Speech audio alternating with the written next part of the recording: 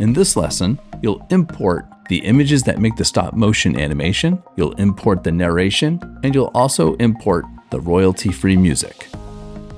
Download the assets for this assignment. Double-click on the folder to open it up. To view the contents, I'm going to make this folder bigger so we can see more of the contents here. There's lots of JPEGs here. These will all help to make the stop motion animation. The top file is a moving clouds movie from Adobe stock. The watermark is still on it. At the bottom is the narration that I created. And the last file is a royalty-free music I looked up on YouTube, which is triumphant music for the stick bot in this stop motion video to make it sound triumphant.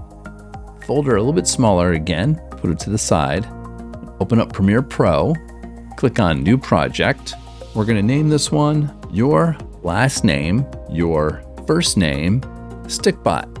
This will tell the instructor who submitted this assignment and what the assignment is. Choose location. Let's navigate to the desktop, click on the Assets folder, and click Select, and then Create. Make sure you're in the Workspace, Effects. Let's move Premiere Pro over to the side, and from our Assets folder, let's click on the last image of the stickbot, scroll all the way up, and press Shift to select the first image and drag all of those images into the timeline. Let's do Command S to save so far.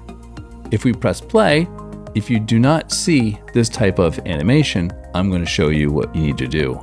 Your images might be really long, like this.